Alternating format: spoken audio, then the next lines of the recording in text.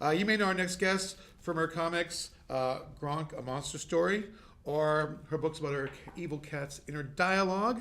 But probably most of you know her from the IDW pop series My Little Pony, Friendship is Magic. Please welcome Katie Cook. Yay! Hey, Katie, how are you today? Hi, I'm excellent. How are you? I'm doing good. Thank you. That's good. Thank you. Thanks for joining us here. Now, let's just, you write about ponies and monsters and evil cat thoughts. I do. What is the first thing you'd like people to know about you? You know what? It's just that, as far as myself, I like cats. It's really not that big of a secret. Okay. But about my books, it's just that I like to write books that are funny and books that are fun. So that's my main goal, is that I want On fun, your funny website, it books. says, my mom thinks I'm funny. She does think I'm funny sometimes, but So- it's like my main achievement in life. My mom thinks I'm funny, and I beat her at Scrabble once. It's like that's all I got. the important thing. Does she read your books? Yeah, She like does? out of like just that maternal obligation of like, my daughter made a thing, yay! And she goes to bookstores and like waves them around. It's like, my daughter made this. You should buy it. Like guilting people all around Petoskey, Michigan into buying my books. That's better than an agent right there. That's what that is. Is she at the con? Did you take her with you? Oh God, no. My mom is a little old lady back in Michigan, and she is, if I ever brought her to one of these, it would be terrible, because she would go stand on the street corner going, have you heard the good word about Katie Cook? Sales are up, but for the worst kind of way. She'd drag everybody in by the ear. Is it a bad thing? I'd have to think about that. Okay. On your website, it says you're a nerd. Yes, That you proudly wave the nerd flag. I do. What's your favorite nerddom? Probably Star Wars, but also the Muppets. I'm a big Jim Henson fan, big Jim Henson nerd, but Star Wars has got this huge, chunk of my heart, and always has. So, and Even the prequels? every relationship has a very rocky road. There we go. That's where we have trials and tribulations, where we need to figure out if we're really going to stay together, or if we're going to have to take some time apart. And the prequels were that for many of us, where we Yes. were like, maybe we all need to take a break, find out what else we like, Yeah. and See some of the comics, other See- franchises. see somebody else for a little while. And then in The Force Awakens, we came back together after Oh, didn't we, though? a Wasn't little it bit apart. nice? And we've all decided to stay together. Yeah. And you write a line of Star Wars. I've done Star Wars stuff. I've been doing stuff for Lucasfilm since before the Disney purchase. It's been like 10 years doing licensed stuff for Star Wars, doing either the kid stuff or the webcomics for StarWars.com or content for StarWars.com. And right now I'm illustrating Star Wars children's books. ABC 3PO came out last summer. Yeah, it's hysterical, right? That's awesome. And then Obi-123 came out a couple weeks ago, and they're all like Star Wars kids books with poems and stuff that go along with them. And I got to illustrate all of those. That's very And cool. it's hysterical. I hid myself in one of the pages. And You gonna so tell us where? You gonna tell us where we have to find it? it's in the X-Wing page in the ABC book, and it's me, but I have like green skin like my monster Gronk, and I'm next to R2KT, who is a little droid Okay. with a great backstory. But she's basically an R2 unit that's pink, and her name's R2KT, and it's amazing. So it's like that's me right next to that. Oh, that's awesome. Let's see. Now, the My Little Pony series, incredibly popular. Yes. Tell us more about what you're doing with that and what we can expect from that. Well, you know what? I was working with My Little Pony for like 4 years of my life. That's crazy. That That's is- crazy to be yeah. on a book for that long.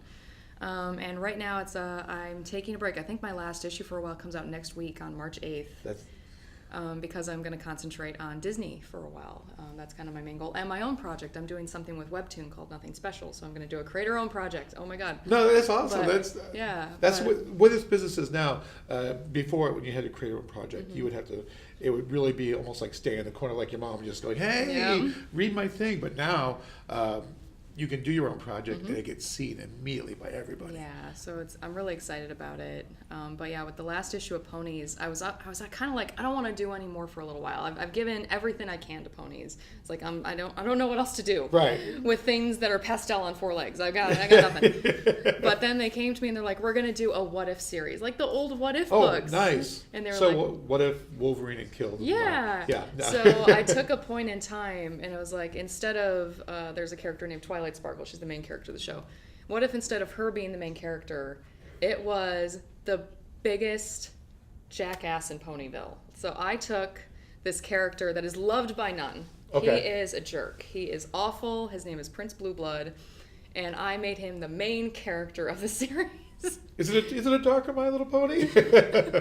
I channeled a lot of things that I don't like about people in general into him. It just took out a lot of frustration. The Pony Apocalypse?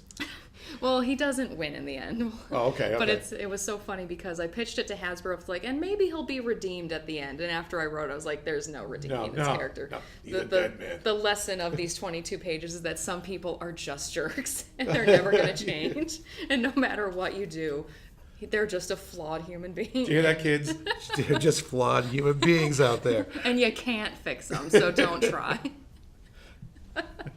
It's a very somber tone at the end of it. The book has lots of divorce in it. It's weird for a My Little Pony book. Well, all the divorce that's going on. And, so you're doing Disney stuff. Yeah. Can we talk about that? Mostly it's Star Wars stuff. Okay. And other than that, it's just licensed merchandise stuff. It's just fun Oh, I see. Just licensed merchandise, just stuff. from like biggest company in the world. If you went to my Tumblr, you would see hints of stuff that I technically can't name, but you would see like, oh, that. Oh, okay. I know what that is. Like So, it's there you a go. not so subtle hint.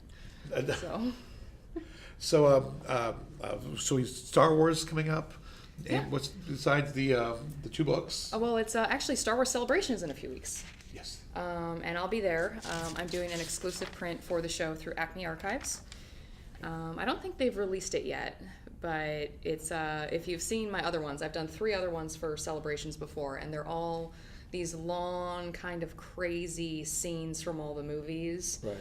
And if you've seen those, you kind of know where I'm going with it. Okay. It's not like that big of a leap. Because I like to do things that are really hard to frame. Okay. Excellent. Just to trip everybody up. Yeah, you're one of those people, are you? I did tell People everybody. at Michaels love people like you. I told everybody because I think my last one was like 9 by 42. It was something ridiculous. And everybody was complaining that is like, yeah, sure, it costs like $100 to buy the print, but then I got to spend $400 to frame it. Yeah. And I was like, I can be benevolent. This is a standard frame size if you look hard enough. So if you would like to go on a journey down a rabbit hole of frame stores and the internet, you can find this frame ready-made for $30. And that is like, that's the nicest I'm going to get about it. That's it. Now, I'm just going to ask this. I'm sure there'll be no children's Rogue One stories. Oh my God, that is the funniest thing because I asked, like before Rogue One came out, because usually we plan this stuff out ahead of time. Right. And I was like, what are we doing for Rogue One? Are we going to do any of the cutesy stuff for Rogue One? And everybody at Disney was like, no. And I thought I was like getting the brush off of like, oh my God, am I being phased out? Am I fired? And then Rogue One came out and I was like, oh, I understand now. Well, you know, I get it. Well, with the My Little Pony What If story, and it could do like, hey kids, everyone dies. Yeah. It's just a fun little alert. story. Oh yeah, spoiler alert! If you haven't seen the movie, too bad for you. You should have by this point. Yeah, I'd really love a shirt that says Rogue One, don't get too attached to anybody. It's like that's the tagline that should have existed for the movie. So, but I loved it. It was a great movie. So. It was, yeah. I went back and saw it 4 times. And Yeah, it was fantastic. it was nice to be able to go back to the theater a couple times for a Yes. Star Wars movie and just really go with Force Awakens and that. I was just Yeah. like, Yeah, it's like imagine like there's a whole generation of kids like the prequels was their new Star Wars. Yeah. And then you have the current generation where Force Awakens, Rogue One, Rebels, that is their new Star Wars Yeah. content that they're growing up with. And that's amazing That's because cool. like each generation now has like their Star Wars. Yeah. And it's just going to keep going and keep going and keep going and keep going and Star Wars is going to exist forever. Finally, like, yeah. yes. Well, there was a time it's like, well, I guess it's over. That was a good run, and now it's Yeah. like, I'm so glad it's back. Yeah, and it's everywhere. It is everywhere. And now with Disney working with them, of Mm-hmm. course, you'll be doing all that. Are you going down to Florida when Star Wars Land's open? Yes, Yes. and I'll be at Disneyland when it opens too, so it'll be a blast. And of all things, I don't have like a Stormtrooper armor or anything in my office or an R2D2. I have a mannequin wearing a stage accurate Hamilton costume in my office, but Well, that's really impressive, though. I'd say. but I don't have any Stormtrooper armor. We didn't even touch upon that. That's weird, but it's awesome. I've seen Hamilton twice. Really? I went backstage. I met the original Well, cast. must It be was nice to be richer than fantastic. rich, Katie. No, I didn't. That sounds like money right there. That's what that is. No, it's amazing friends and knowing people that work backstage at the show. Katie, it's been a pleasure chatting with you. Oh, thank you. I've had the best time, and I agree with you, Mom. You are funny. So Thank you. yeah. We can look forward to your stuff coming out Yeah. soon, and please keep it. We'll see you next year. Come Yeah. back.